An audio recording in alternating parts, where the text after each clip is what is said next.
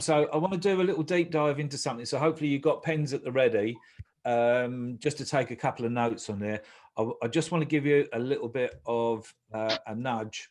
Time is moving fast, and in many ways, time is up. It's now that we've got to move the needle, get a plan, and take advantage of that huge amount of apathy that's out there at the moment. So if you're a mover and shaker, this is the time to really get that plan to move onwards. So I don't use this very often, but it truly is a historical moment. We've never had a greater opportunity. And the reason that we've never had a greater opportunity, or the reason that I'm saying that, is that a lot of people are still in a holding pattern, and they're not thinking about what happens when this all unfolds, when all of a sudden people start moving around again, when they actually start spending money. What they're doing is hoping they're going to spend money, but they're not doing the homework. They're waiting to see what the media says on X or Y or Z. But you can already hear the narrative. The media are not as negative as they were 2 weeks ago. They're starting to talk about things coming out. So in terms of your particular business, where are the gaps? It's time to take a bit of time out. Where are the gaps? And what is our plan to capitalize on that? I do think that it is a time to think about what people are doing, and then what people are doing, where they're going. I think that we've got to be very, very switched on and really looking at fine tuning where we are with our business playbooks, and trying to work out what the marketing and the sales strategy is that's going into the next few months. One of the things that is really crucial, and I'm going to put my hands up and say I've not been doing enough of this, at actually getting brand in front of people. And you kind of made a commitment. What was that, about 4 or 5 weeks ago? Was it? No, it's about must be 3 months now. I've posted every day on LinkedIn. I've missed 2 weekdays in the past 3 months, plus Christmas. And share an idea of what posting. Oh, everything from tips and hints, or my view on things, to some personal stuff as well. So do you use LinkedIn, Toby? LinkedIn, this is on. Yeah. Pretty much only on LinkedIn, isn't it, Toby? Yeah. Only LinkedIn. I had a question about the return. Are you seeing engagement? People are. A lot of engagement. I'm getting varies between 500 and 1,500 views on my posts, and that's gradually built up. And certain ones do better. How about likes? Likes, I'm getting generally, let me see, 34 comments, 19 reactions, 39 comments, 25 reactions, 42 comments, 34 reactions. And is that translating into conversations? It's translating into conversations. I had a one-to-one with a guy in Dubai the other day, which is could be some good business there, actually, which would suit me very well. I've had a deep dive. It's actually translated into cold hard cash, £500. Okay, just by putting out 2 things a day. Yeah. On LinkedIn alone. One a day. One a day. Okay, cool. And sorry, Giuseppe, you asked a question. No, I was saying 30, 40 comments is very good. It's very high, actually. Yeah. And it's taken some time to work up to it. And I think that's the thing. It was keeping my head down and doing it, and sticking to it every day. And posting around about the same time every day is what I would advise. What's your best time? Because I never know what time. I aim to post between 8 o'clock and 8:30 in the morning. Cool. I know it's the $60 million question, isn't it? What and when? Yeah. So essentially, what you're saying, there's 3 types of posts that you typically use, and then you put 1 post a day out. That's right. Yeah, you have the posts that ask questions are good because it gets people commenting. So it can be as simple as, what's the number 1 reason for your success to date, as an example. And some mornings I wake up and I just can't think of anything. So I'll just grab something from somebody else. I grabbed one of Olivier's the other day and shared that and asked for people's view on it. And then your personal stuff works quite well. You put about, when I was turning 50, I'm not getting older, I'm getting better. Ones like that. And something with a bit of a headline like, I don't like big butts and I cannot lie. That went well. Right. Yeah, just to kind of get the engagement. That's right, yeah. Basically, what you just said there was you post asking a question to get feedback. Yeah. You share a post from somewhere that you like and ask for their opinion on it. Yeah. Or you post a personal perspective. Yeah. Or you can do things that are like, you know, just giving information, showing your expertise, showing that you've got gravitas. They tend to get maybe slightly less because you're not actually asking a question. So if you combine that with a question, it gets more. A tip plus a question. Yeah, I've tried some of that, and yeah, I'm getting something out, but I'm not doing it as often as you. I'm not even doing it as often as our mutual friend Kelly, who always seems to beat me to the punch most mornings. As Toby's saying, and this is something that I'm certainly looking at doing a lot more from this point onwards, is every Monday, I'm just going to put together what that marketing plan is, what I'm going to have go out where, and probably again, it depends on what your subject is. But so, for example, let's take Gordon for a moment. Gordon's actually got 2 clients. He's got the user, but he's also got a new offering that's going to go out to essentially the personnel departments within large corporates. Is that fair, Gordon? Yes. Okay, good. So, of course, what you're laying out, you know, the ones that are going to go straight out into the corporate world, that's all LinkedIn. Yep. Do you know what? I probably even, based off of what we've been talking about, I think I might just use LinkedIn pretty much all the way, and Instagram if I'm in Gordon's position. Obviously, if I'm in Sarah's position, I'm probably going to be Facebook and Instagram.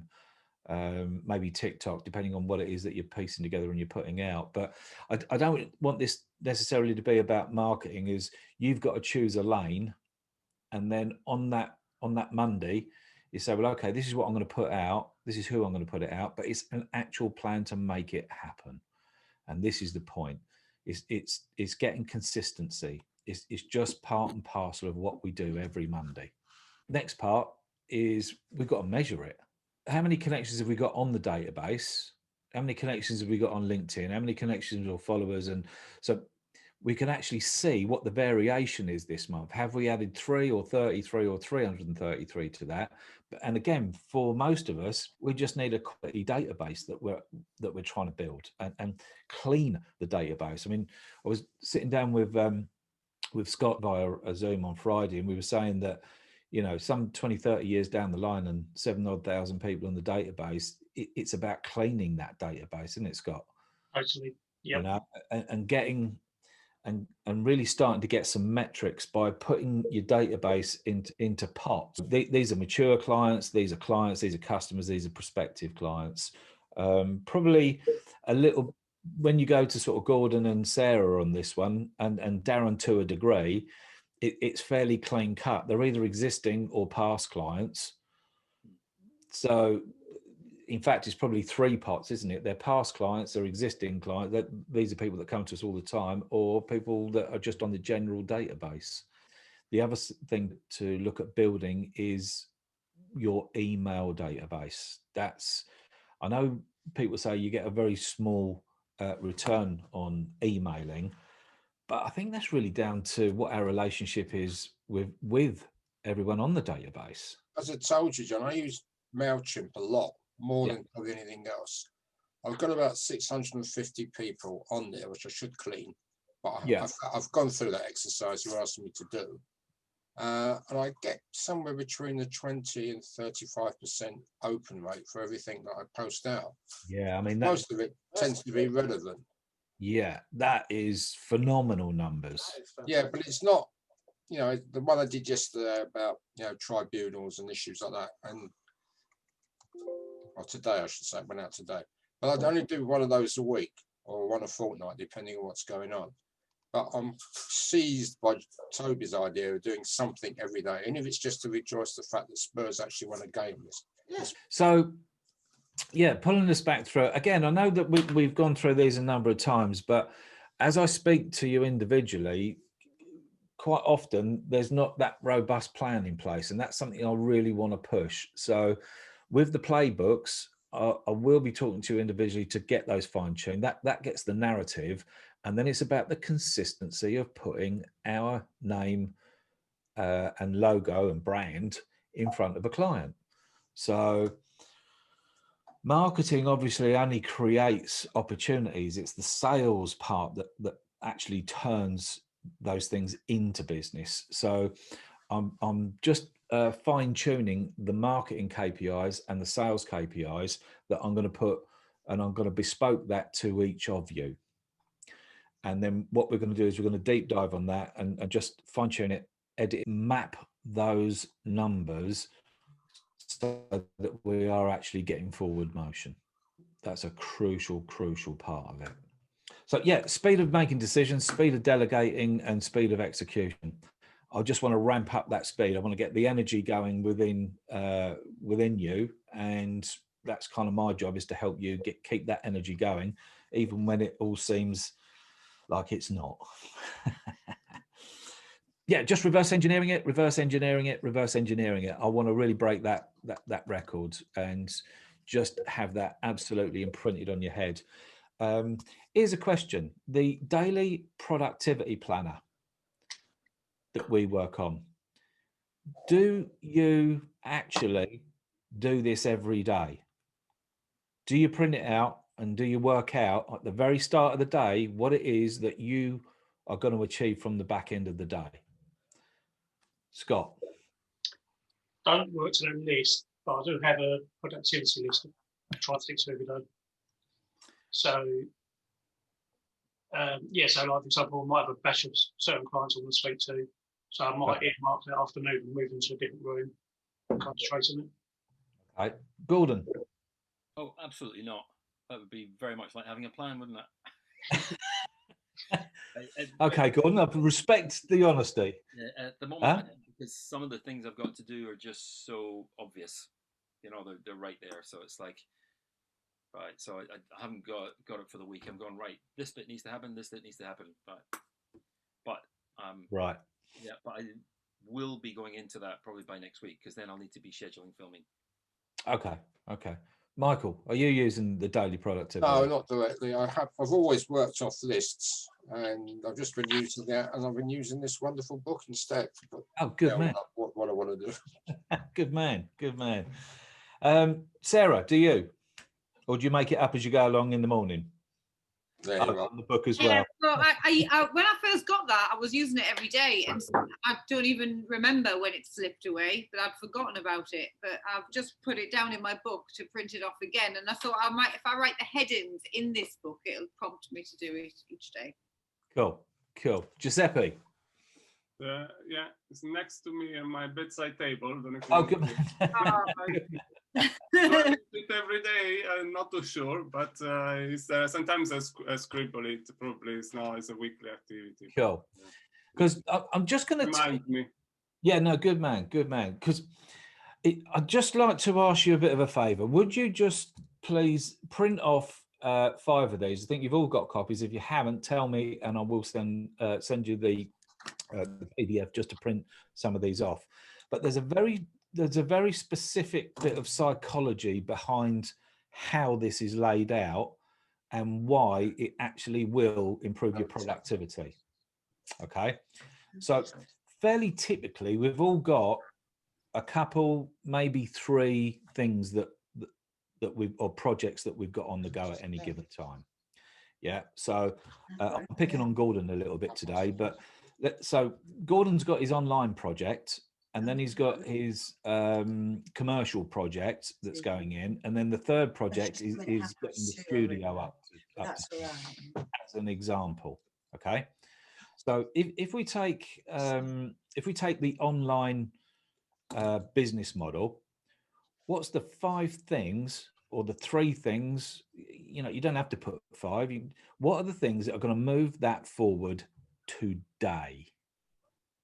What's going to move that forward to today? Is that an actual question, or is just a? No, I'm just saying this is the whole the psychology behind why printing this off and using this. Just try it for a week, just 1 week, 5 working days, print it off and actually use it. So, for example, I'm going to flick out from Gordon, try and move this around the room. So with Giuseppe, for example, project number 1 is to get more clients onto a doer. Project number 2 would be to get more resellers on board. Project number 3 is to really start pushing on the referrers. So what's the 1, 2, 3, 4, 5 things that will move that forward today? I agree it works because the main problem is that we forget things. So we start things on the day and then we forget what we were meant to do. 100%. So if you just write down what those 1 or 2 things are that will move us forward today, the next point that we move to, and that's just really the headlines, is who owes me a phone call? So you literally go from here to here. Who owes me a phone call? Who am I waiting on to come back to me? Sarah she's waiting on a call from the scaffolding guys to come back with a price and see who can start when. You just wrote that down. Did you? Yeah. Just plucked that right out of my head, you did. Cool. And then in moving from, if I get my mouse back, in moving from who owes me a call, who do I want to call that moves me a step forward? We're literally moving from the top to the right and then to the left. And then the bottom part is stuff. That's all the stuff you got to do today. So that's the thing where Gordon said, look, I know I've got to do X and I know I've got to do Y. Well, just if you put down the headers on that. But what it actually does is it punctuates in your head at 7 in the morning, 6 in the morning, 8 in the morning, whenever you do this first, have it while you're doing your breakfast, because you're clean at that point. You haven't looked at an email, you haven't spoken to anyone, and you're clean of mind. And you say, well, okay, if I do X and Y and I phone these guys first, get that out of the way, and then I can get on top of the other, then I can get into my stuff that I've got to do today. This is a way that you can be a bit more productive.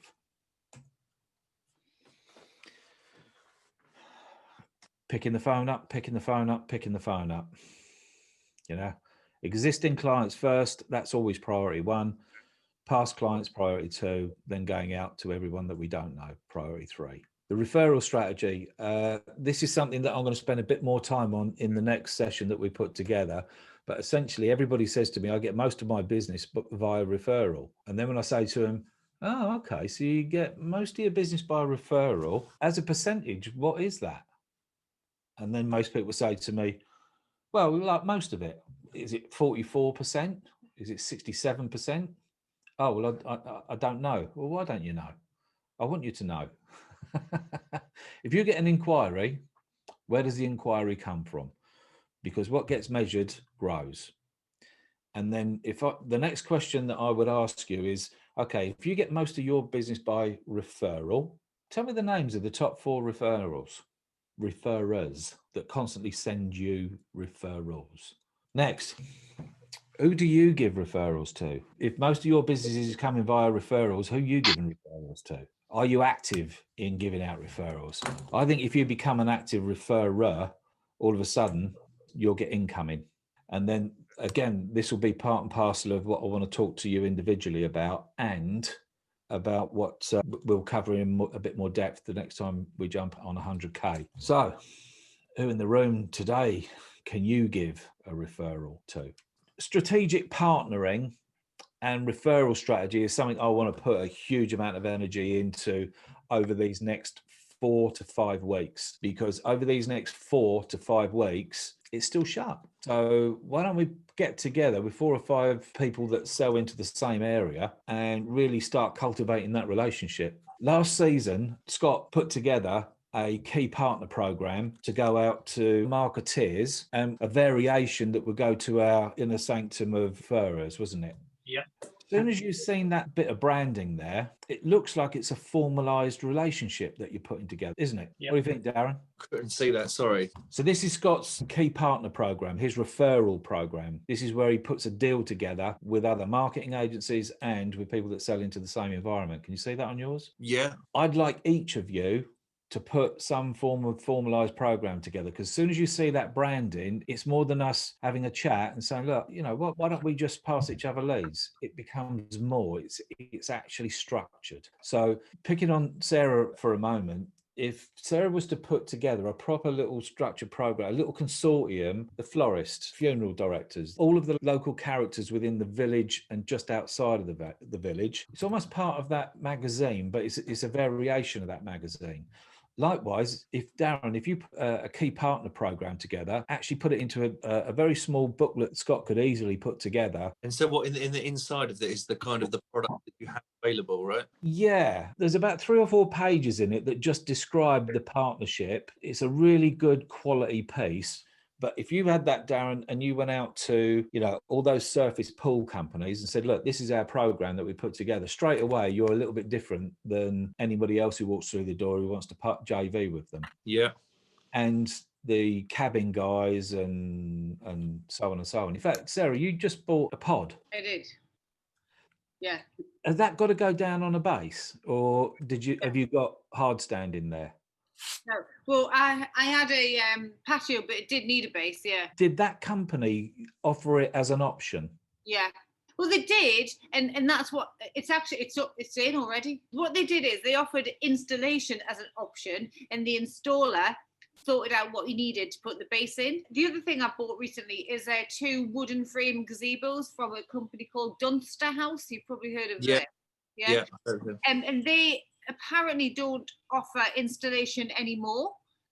So the people who are buying them are then getting them and thinking, oh shit, what am I doing with this? I need somewhere to stand it. And same with the pod, which is from Quick Garden. They do like loads of log cabins and stuff like that. So there's a referral back to you. Are they based near you? Well, you're in Hertfordshire, aren't you? No, I'm in Bedfordshire, but neither of them are based near me. I think Dunster House is not far from here, though. Contacting those guys that are national providers of sheds and... Yeah. Yeah, Well, and Crown Pavilions is the other one as well. Have you heard of them? They do high-end, like posh, like outdoor eating, like gazebos, but they like come with heaters and, they're like 5 to 8 grand upwards. We've started local for all the, well, I say local, Kent, Essex, Hertfordshire, Surrey. And then just to test it out, really. But then I think we're going to go and ask the national providers, because like you say, the calls that I've made, one was based in Cornwall, but they said that now and again they do deliveries in the southeast, and they are asked about bases. So yeah, so you could be the guy that covers Essex. And yeah, well, the whole of the southeast. He's ambitious, isn't he, Darren? I like that. So look, I really wanted to keep it short and sharp and concise today. So hopefully you got some value out of that, guys. I think if there was 3 things that I'd like to sort of punctuate from today, is that we have got an opportunity. We've only got a very finite time left now, in so much as that we'll be out of lockdown. Even if you said worst case scenario, it's the end of March. That's still only that's the end of March. So we're only, 6, 7, 8 weeks away. So the lockdown is somewhere between 4 and 8 weeks, and then we're out. And what you'll also find is there's a ton of people that won't make it out of this business-wise, and your competitors may not be coming out of this. I mean, bless them. I did feel sorry this morning because we've got massive storms coming our way, and they're projecting some mega flooding with a month's worth of rainfall in the next 4 days, I think 5 days. So all of those places that got horribly flooded out, I was interviewing some of the shopkeepers and what have you, and some of them were saying that I've spent the bounce back loan. If this is bad, we won't come out of it. I mean, I really did feel sorry for them. But I think that if you take a wider picture, there's an awful lot of companies around the UK that unfortunately aren't going to come out of it. That in of itself represents opportunities. Can we help some of them, as in reverse them into our business? Can we take over their client base? Can we do whatever of a deal for them? But your client base has the potential to increase over the next 5 to 8 weeks. And okay, maybe they won't be, for example, with Sarah, maybe they won't be booking their events, but I'll tell you what, they will want to go out and have something to eat, and they will go to maybe not an event where they've got all of their family, extended family to, but they'll want to go out and hear some music or this or that or the other. Same with Darren. I think, you know, last year I was talking to the guy who's renovating the house over the back from me. He said he has had his busiest year ever. And that's what he does, fencing, you know, all groundworks. He's a landscape gardener that doesn't do gardening. So he does all the hard landscaping. That's what they do. And it's been their best year ever. So, you know, I do see there's a huge amount of opportunity. And with that, I'm going to shut, and I'll talk to you over the next couple of days.